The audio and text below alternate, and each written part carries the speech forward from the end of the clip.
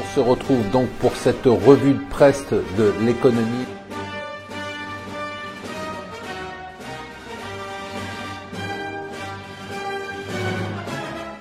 Bonjour et bienvenue sur Mon Financier pour la revue de presse de l'Écho. Nous sommes le lundi 6 novembre. L'événement du jour, c'est bien évidemment une des Échos en une du Financial Times. C'est la révolution de palais, nous disent les Échos, à Riyad. On se croirait en Chine. Voilà donc le prince héritier qui décide d'arrêter toute la vieille garde.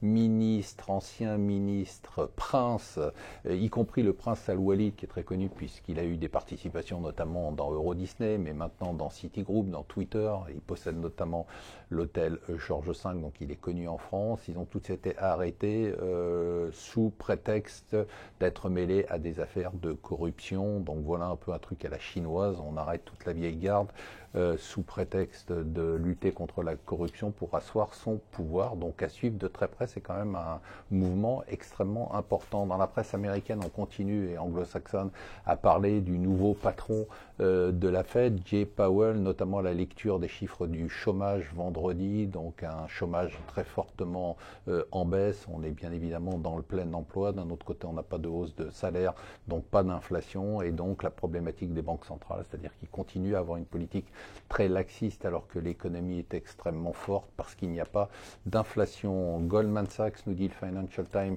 aurait à subir une perte très importante si jamais le gouvernement vénézuélien voulait restructurer ce qu'il a annoncé, sa dette. Pour les Échos, la nouvelle du jour dans le monde des entreprises, c'est la chute du cours de Altis du fait des mauvais résultats de SFR. Vendredi, le groupe Altis a perdu 23% en bourse, c'est quand même assez important. On va noter aussi que vendredi, Apple a dépassé les 900 milliards de capitalisation. 900 milliards de capitalisation, c'est quand même absolument délirant. Si on additionne à tous les GAFAM, on a des chiffres qui donnent le tournis. Alors, le Parisien nous parle d'un crack, alors que c'est pas un journal économique, mais il parle du crack du diesel. Voilà, si vous avez une voiture diesel, et bien d'occasion, et bien vous êtes mal barré parce que plus personne n'en veut et que les prix s'écroulent. Et enfin, la bonne nouvelle du jour, c'est dans le Figaro, c'est Mélenchon en panne de stratégie politique. Pour ça, c'est plutôt une bonne nouvelle. Voilà, je vous souhaite une excellente journée.